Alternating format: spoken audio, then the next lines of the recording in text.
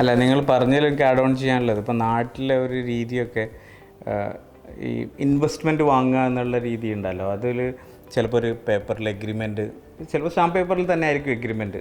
സാധാരണക്കാരെ സംബന്ധിച്ചിടത്തോളം സ്റ്റാമ്പ് പേപ്പറിൽ എഴുതിയതല്ല ഇറ്റ്സ് വാലിഡ് ഡോക്യുമെൻ്റ് എന്നൊക്കെയുള്ള രീതിയിൽ തെറ്റിദ്ധരിക്കാറുണ്ട്. അപ്പോൾ അങ്ങനെയുള്ളതിനെ അപേക്ഷിച്ചിട്ട് LLP ആകുമ്പം he is A partner of that LLP.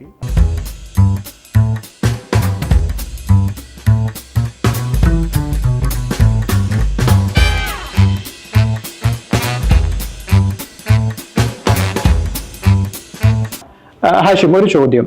അപ്പോൾ നിങ്ങൾ പറഞ്ഞു അതിൻ്റെ ലീഗൽ സ്ട്രക്ചറിൻ്റെ ഒരു ചോദ്യമാണ്. അപ്പോൾ സ്വാഭാവികമായിട്ട് നമ്മൾ സാധാരണക്കാരന് മനസ്സിലാൻ വേണ്ടിയിട്ടാണ് LLPയിലാണ് പൊതുവെ ഇവിടെ കാണപ്പെടുന്നത്. പൊതുവെ ഇവിടെ പ്രത്യേകിച്ച് നമ്മൾ നോർത്ത് മലബാറിൽ നമ്മളിപ്പോൾ കാണപ്പെടുന്ന കുറേ പ്രോജക്ട്സ് ഇത് ഈ ഒരു പെർട്ടിക്കുലർ ഇൻവെസ്റ്റ്മെന്റ് ഫോമിലായിട്ട് ആളുകൾ മുന്നോട്ടേക്ക് വരുന്നുണ്ട്. ജനറലി അത് LLP ആയിട്ടാണ് നമ്മൾ കാണുന്നത്.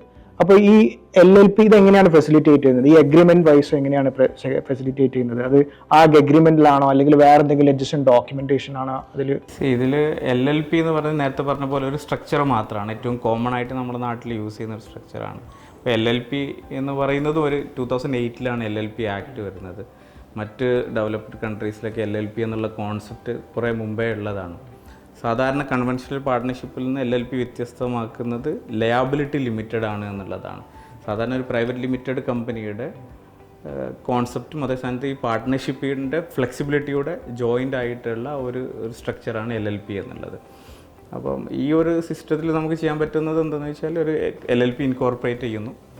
അതിൽ ഓഫ് കോഴ്സ് LLP എഗ്രിമെൻറ്റ് ആണ്. അതിൽ നമുക്ക് കുറേ ഫ്ലെക്സിബിലിറ്റി ഉണ്ട്. അതായത് കമ്പനി ആണെങ്കിൽ കമ്പനി ലോ പറയുന്ന ഒരു ഫ്രെയിമിനപ്പുറം നമുക്കത് കസ്റ്റമൈസ് ചെയ്യാനും അതിൻ്റെ പ്രൊസീജിയർ ഇൻറ്റേർണൽ അറേഞ്ച്മെൻ്റ് ഒക്കെ ചെയ്യുന്നതിന് ഡിഫിക്കൽറ്റി ഉണ്ട്. LLP ആണെന്നുണ്ടെങ്കിൽ as per LLP act LLP agreement, അതായത് പാർട്ട്നേഴ്സ് തമ്മിലുള്ള LLP എഗ്രിമെൻറ്റിൽ നമുക്ക് എങ്ങനെയും നമ്മളുടെ ഇൻറ്റേർണൽ അറേഞ്ച്മെൻറ്റ് പ്ലാൻ ചെയ്യാൻ പറ്റും. അഡീഷൻ ഓഫ് പാർട്ട്ണർ, അല്ലെങ്കിൽ ഒരാൾ റിട്ടയർ ചെയ്യുമ്പോൾ എങ്ങനെയാണ് അതിൻ്റെ പ്രൊസീജിയർ, ഇങ്ങനെ കാര്യങ്ങളൊക്കെ എത്രത്തോളം നമുക്ക് കസ്റ്റമൈസ് ചെയ്യാൻ പറ്റും ആ രീതി. അപ്പോൾ ആ ഒരു ഫ്ലെക്സിബിലിറ്റി നമുക്ക് ഉപയോഗിക്കാം. അപ്പോൾ ഒരു പാർട്ട്ണർ ഒരു LLP ആണ് ഈ ഒരു ഫ്രാക്ഷണൽ ഇൻവെസ്റ്റ്മെൻറ്റ് മോഡൽ ചെയ്യുന്നതെന്നുണ്ടെങ്കിൽ LLP ആൾറെഡി അവരുടെ ലീഗൽ രജിസ്ട്രേഷൻ മറ്റു കാര്യങ്ങളൊക്കെ ഉണ്ടാവും.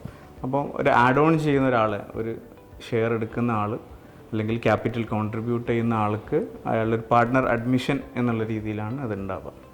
അപ്പോൾ അയാളായിട്ടൊരു പാർട്ട്ണർ അഡ്മിഷൻ എഗ്രിമെൻറ്റും LLPയിൽ ഉണ്ടാവും. ഇതിൽ ബേസിക്കലി യൂഷ്വലി ഈ ഇൻവെസ്റ്റ് ചെയ്യുന്ന ആൾക്കാർക്ക് വരുന്ന കൺസേൺ എന്താ വെച്ചാൽ ഈ LLPയിൽ ഇൻവെസ്റ്റ് ചെയ്യുമ്പോൾ ultimately they are owning a part of the property, right? അപ്പോൾ അതിൻ്റെ ഒരു ഓണർഷിപ്പ്, അതിൻ്റെ സെക്യൂരിറ്റി എത്രത്തോളം ഉണ്ട്, ഇതാണ് യൂഷ്വലി ഒരു കൺസേൺ ആയിട്ട് ആൾക്കാർ മേ ബി അതൊരു അറിയാത്ത യൂഷ്വലി ആൾക്കാർക്ക് അറിയില്ല. അപ്പോൾ നമ്മളൊരു പാർട്ട്ണർഷിപ്പ് അല്ലേ, so do they really on the property?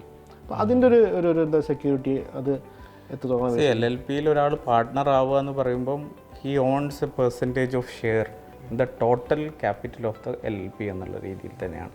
ഇപ്പം ഈ ഒരു പർട്ടിക്കുലർ റിയൽ എസ്റ്റേറ്റ് പ്രൊജക്റ്റ് ആണെങ്കിൽ ഒരു ലാൻഡ് ഓൺ ചെയ്യുന്നുണ്ടെങ്കിൽ ആ ലാൻഡ് LLPയുടെ പേരിലായിരിക്കും രജിസ്റ്റർ ചെയ്തിട്ടുണ്ടാവും. ഞാൻ അതിലൊരു 10% ആ LLPയിൽ എനിക്ക് സ്റ്റേക്ക് ഉണ്ട് എന്ന് പറയുമ്പോൾ indirectly I on 10% of that land which owns the property. Exactly. Right. അല്ല, ബേസിക്കലി ആ പ്രോജക്റ്റിനെ ഓഫ് കോഴ്സ് റൺ ചെയ്യുന്ന ഒരു പ്രൊമോട്ടർ ആൾക്കാരുണ്ടാവും. അവരിതിനെ എങ്ങനെയാണ് കൺസീവ് ചെയ്യുന്ന അനുസരിച്ചിട്ടാണ് എന്തുണ്ടാവുക, എൻ്റയർ സ്ട്രക്ചർ അതിനെ ഡെവലപ്പ് ചെയ്യാം. നേരത്തെ പറഞ്ഞ പോലെ ഒരു ഓട്ടോമാറ്റിക്കായിട്ട് ഇപ്പോൾ ഒരു ലാൻഡ് ഓൺ ചെയ്യുന്ന പ്രകാരം സ്വാഭാവികമായി ഫ്രാക്ഷണൽ ഇൻവെസ്റ്റ്മെൻറ്റ് എന്നുള്ള കോൺസെപ്റ്റൊക്കെ വരുമ്പോൾ അവിടെ ആ ബിസിനസ് ഫസ്റ്റ് എസ്റ്റാബ്ലിഷ് ചെയ്യുന്ന ഒരു വിഷൻ ഉണ്ടാവും. It can be A commercial അല്ലെങ്കിൽ വാട്ട് എവർ, ഇതിങ്ങനെ ആയിരിക്കണം ഇത് പോവേണ്ടി എന്നുള്ളത് അയാളുടെ ഒരു മൈൻഡിലുണ്ടാവും. അത് ഫെസിലിറ്റേറ്റ് ചെയ്യാനുള്ള ക്യാപിറ്റൽ മാത്രമാണ് എൻഡ് ഓഫ് ദ ഡേ ഈ ഇൻവെസ്റ്ററുടെ അടുത്ത് എക്സ്പെക്ട് ചെയ്യുന്നുള്ളൂ.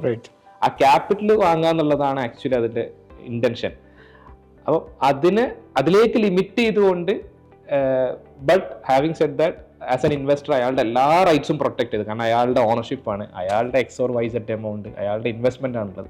അത് പ്രൊട്ടക്ട് ചെയ്തുകൊണ്ടായിരിക്കണം ഇതിൻ്റെ LLPൻ്റെത് ഹാഷിം നേരത്തെ പറഞ്ഞ പോലെ LLP എഗ്രിമെൻറ്റും കാര്യങ്ങളൊക്കെ. അതായത് രണ്ടാളുടെ ബാലൻസ്ഡ് ആവും. ഇത് ബിസിനസ് നടക്കണമെങ്കിൽ ഇത് റൺ ചെയ്യുന്ന പ്രൊമോട്ടേഴ്സ് അല്ലെങ്കിൽ അവരുടെ ആ ഗ്രൂപ്പ് മാനേജ്മെന്റിന്റെ ഇൻട്രസ്റ്റും പ്രൊട്ടക്റ്റഡ് ആവണം. വേണം താനും സെയിം സൈഡ് ഇൻവെസ്റ്റ് ചെയ്ത ആള് ആ എമൗണ്ടിലുള്ള ഇൻവെസ്റ്റ്മെന്റ് അല്ലെങ്കിൽ ആ റൈറ്റും എന്തായിരിക്കണം പ്രൊട്ടക്ട് ചെയ്യുന്നത്. ഇതൊരു ബാലൻസ്ഡ് ആയിട്ടുള്ള ഒരു ഡോക്യുമെന്റേഷന് ഇന്ത്യൻ ലീഗൽ സിസ്റ്റത്തിൽ പോസിബിൾ ആണ്. എനിക്ക് ആഡ് ഓൺ ചെയ്യാനുള്ളത് ഇപ്പം നാട്ടിലെ ഒരു രീതിയൊക്കെ ഈ ഇൻവെസ്റ്റ്മെൻറ്റ് വാങ്ങുക എന്നുള്ള രീതി ഉണ്ടല്ലോ, അതിൽ ചിലപ്പോൾ ഒരു പേപ്പറിൽ എഗ്രിമെൻറ്റ്, ചിലപ്പോൾ സ്റ്റാമ്പ് പേപ്പറിൽ തന്നെ ആയിരിക്കും എഗ്രിമെൻറ്റ്. സാധാരണക്കാരെ സംബന്ധിച്ചിടത്തോളം സ്റ്റാമ്പ് പേപ്പറിൽ എഴുതിയതല്ല ഇറ്റ്സ് വാലിഡ് ഡോക്യുമെൻ്റ് എന്നൊക്കെയുള്ള രീതിയിൽ തെറ്റിദ്ധരിക്കാറുണ്ട്. അപ്പോൾ അങ്ങനെയുള്ളതിനെ അപേക്ഷിച്ചിട്ട് LLP ആകുമ്പം he is A partner of that LLP. അത് നമുക്ക് രജിസ്ട്രാർ ഓഫ് കമ്പനീസിൽ വെരിഫൈ ചെയ്ത് വാലിഡേറ്റ് ചെയ്യാൻ പറ്റും. ഇൻ കേസ് ഓഫ് അയാൾക്ക് ലീഗലി എൻഫോഴ്സബിളും ആണ്. യെസ്. മറ്റത് നമ്മൾ ജസ്റ്റ് ഒരു എഗ്രിമെൻ്റ് എഴുതി ആ എഗ്രിമെൻറ്റിൽ ഇത്ര രൂപ ഇൻവെസ്റ്റ് ചെയ്തു അല്ലെങ്കിൽ അതിൽ, പക്ഷേ ആ എൻറ്റിറ്റിയിലേക്ക്, ആ ബിസിനസ് നടത്തുന്ന എൻറ്റിറ്റിയിലേക്ക് എനിക്ക് ലീഗലി റൈറ്റ് ഒന്നുമില്ല. അല്ല, ആൾക്കാർ ഡൗട്ട് അതാ. ബേസിക്കലി ഇപ്പം അവർ പ്രോപ്പർട്ടി വാങ്ങുമ്പോൾ അവർക്ക് പ്രോപ്പർട്ടി അവരുടെ പേരിൽ രജിസ്റ്റർ കൊടുക്കുമല്ലോ. അപ്പം അവർക്ക് എന്താ ഒരു like they have a document property അവരുതാണ്. അപ്പം അതേപോലെ അവരെ കൺസേൺ വെച്ചാൽ ഒരു കമ്പനിയിൽ എൻ്റർ ചെയ്യുമ്പം ഈ പ്രോപ്പർട്ടി അവർക്ക് പറയാൻ പറ്റുമോ, അതിൻ്റെ റൈറ്റ്സ്. അത് ബേസിക് കൺഫ്യൂഷൻ, അത് അറിവില്ലായ്മയാണ് ബേസിക്കലി. കാരണം നമ്മളത് യൂസ് ആയി വരുന്നുള്ള ആൾക്കാർക്ക്. അപ്പോൾ ആ ഡൗട്ട് എന്ന് വെച്ചാൽ ഈ പ്രോപ്പർട്ടി അത് യൂഷ്വലി ഇപ്പോൾ നമ്മുടെ അടുത്ത ക്വസ്റ്റ്യൻ നമ്മൾ ആൻസർ പറയുക വെച്ചാൽ, ഇപ്പോൾ നമ്മുടെ നാട്ടിൽ ഒരു ഫോർ എക്സാമ്പിൾ പറയുകയാണെങ്കിൽ 5 ഏക്കേഴ്സിൻ്റെ മുകളിൽ ലാൻഡ്, അഗ്രികൾച്ചർ ലാൻഡ് ആണെങ്കിൽ ഒരു ഇൻഡിവിജ്വൽ വാങ്ങാൻ പറ്റില്ല. 5 ഏക്കറിൻ്റെ മുകളിൽ ലാൻഡ് സീലിംഗ് ഉണ്ട്. അപ്പം അവർ യൂഷ്വലി ചെയ്യുന്ന ഒരു മെക്കാനിസം വെച്ചാൽ അവർ ഇതേമാതിരി തന്നെ ഒരു LLP ഫോം ചെയ്യും. LLPക്ക് 12 ഏക്കേഴ്സാണ് ലാൻഡ് സീലിംഗ് ഉള്ളത്. ഒരു LLP ഫോം ചെയ്തിട്ട് മേ ബി വൈഫോ അല്ലെങ്കിൽ ആരെങ്കിലും ആളെ കൂട്ടിയിട്ട് LLPയുടെ പേരിൽ വാങ്ങും. Ultimately they are buying property. അപ്പോൾ സെയിം മെക്കാനിസം നമ്മൾ ചെയ്യുന്നത്. പക്ഷേ ഇതിൽ നമ്മൾ എന്താ ചെയ്യുക, ഒരു പ്രൊമോട്ടർ ടീം ഉണ്ടാവും, അവർക്ക് ഇതിൻ്റെ മാനേജ്മെൻറ്റ് സംഭവം സെറ്റ് ചെയ്യുക. പക്ഷേ ഓണർഷിപ്പ്, അപ്പോൾ ഈ ഓണർഷിപ്പ് അവർക്ക് ഉണ്ടോ ഇല്ല, ഈ ഒരു കൺസേൺ ബേസിക്കലി എന്താ പറയുക ആൾക്കാർ കൂടുതൽ റേസ് ചെയ്യുന്ന സംഭവം.